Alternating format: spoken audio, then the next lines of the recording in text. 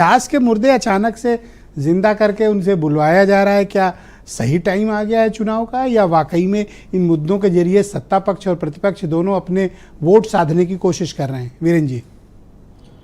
मिर्जा जी देखिए, अभी कोई चुनाव तो है नहीं, लेकिन ये बात बहुत साफ है कि इस देश में जब जब बीजेपी बढ़ेगी वैसे वैसे समाजवादी पार्टी भी बढ़ेगी। आज जो विवाद है ये दो बड़ी पार्टियों के बीच सेंट्रलाइज हो गया है। इसमें ना तो कोई कांग्रेस का नाम ले रहा है, ना तो कोई बसपा का नाम ले रहा है। तो ये बहुत साफ है कि ये दो ध्रुवीय एक सिस्टम आ गया। और ये रामजी लाल सुमन पर उनके घर पर जो उपद्रव हुआ उसके बाद से ये चीज़ जातिवाद की ओर चली गई कि दलित सांसद के ऊपर इस तरह से हमला किया गया, उनके परेशान किया गया उनके परिवार को।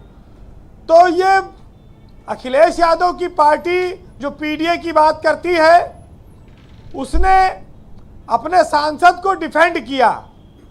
तो उसने साफ संदेश दिया कि एक तो वो दलित सांसद के साथ हैं और दूसरा उनके दलितों के घरों पर जो हमले हो रहे हैं उससे समाज देखा है। दोनों बातें हैं।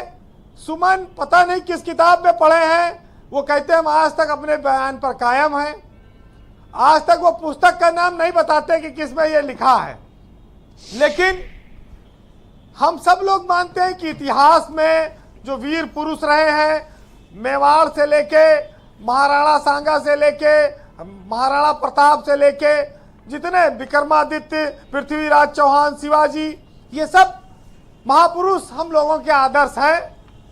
हर पुस्तक में इनको आदर्श बताया गया है, इनको लेकर कहीं कोई विरोधाभास नहीं है।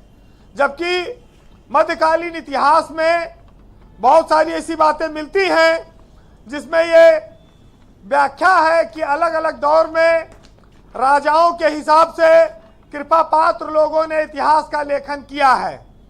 दरबारी भी रहते थे जो इतिहास लिख देते थे, लेकिन सब जगह पर यह बताया गया कि मुगलों से, आक्रांताओं से जो लड़े वो ये हमारे राणा सांगा, महाराणा प्रताप और पृथ्वीराज चौहान, शिवाजी लोग थे।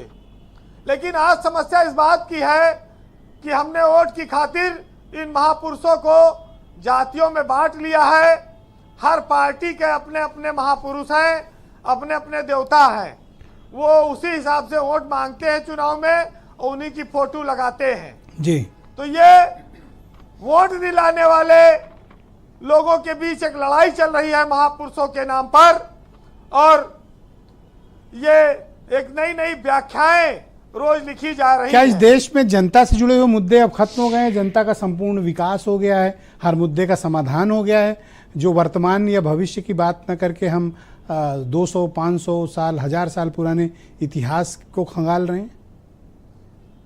बिल्कुल, यही तो मैं कहना चाह रहा हूं कि ये भारत में इतिहास की व्याख्या का एक नया दौर चल रहा है और उसमें अपने अपने हिसाब से भी चीजें हो रही हैं। लेकिन जो लोग महापुरुषों पर टिप्पणियां करते हैं ये गलत है, उचित नहीं है, और यही वजह है कि आक्रोश बढ़ता है। आपको जो अच्छा लगे उसको मानिए, लेकिन चिंगारी न पैदा करिए, क्योंकि आप समाज को बांट रहे हैं, आप नफरत बांट रहे हैं। ये नफरत ये आने वाले पीढ़ियों को बड़ा कष्ट देकर जाएगी।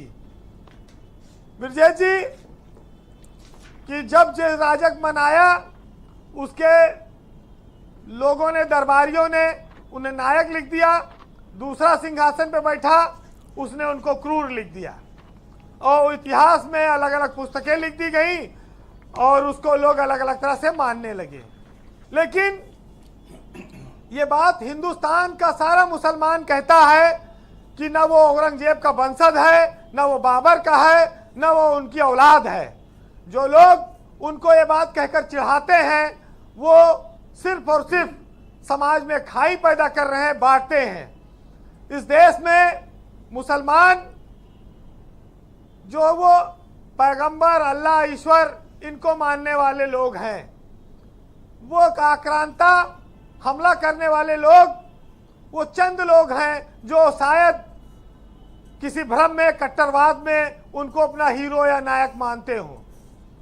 ज्यादातर मुसलमान इस भारत की संस्कृति को अपनाता है और उसके संविधान के हिसाब से चल रहा है। लेकिन 400-500 साल पुराना गड़ा मुर्दा उखाड़ना, उनको जिंदा करना, ये सब बातें जो आपने कही ये सच है। ये सियासी फायदे के लिए चीजें हो रही हैं। फिलहाल हम लोग को इस बात का गर्व है कि हम उन वीरों की धरती पर रहते हैं जहां पर राणा प्रताप और शिवाजी जैसे प्रहरी पैदा हुए। जी वीरेंद्र जी, उनके नाम में खाली प्रताप नहीं था, उनके कर्म का प्रताप था जो युगों युगों तक चला आ रहा है। और आज हमारी सूरवीरों की पहचान, तमाम इलाकों की पहचान उनसे होती है। ब्रजेश जी, जिसने हारना कभी ना सीखा, वो जीवट लोग, वो महापुरुष हमारे समाज में हमेशा आदर्श रहेंगे। उनको चाहे मुगल आए, चाहे अंग्रेज आए, चाहे कौन बुलाया, इससे मतलब नहीं है। जिसने समाज के कल्याण और अपनी जनता के लिए अपने जीवन को बलिदान कर दिया, अपना राजपाट छोड़ दिया, ऐसे महापुरुषों को नमन और सम्मान मिलते रहना चाहिए। फिलहाल एक साहित्यकार ने लिखा है, सुनिएगा जी, कि मातृभूमि का मान लिए उग्र रुद्र को देखा है, हर सेनानी ने इस जग में वीरभद्र को देखा है।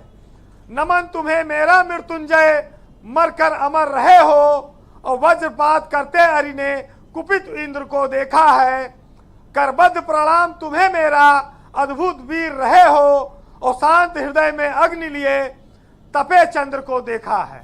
बहुत शुक्रिया वीरेंद्र जी, बहुत शानदार बात आपने कही, बहुत शुक्रिया, धन्यवाद हमारे साथ जुड़ने के लिए, अपना फीडबैक, ऑब्जर्वेशन और ओपिनियन हम तक पहुंचाने के लिए। बहनों भाइयों, क्विक राउंड है, दूसरा चरण, इस परिचर्चा का हम प्रारंभ करते हैं। हीरो वाजपेयी से शुरुआत करेंगे। बीजेपी के प्रवक्ता हैं वाजपेयी जी।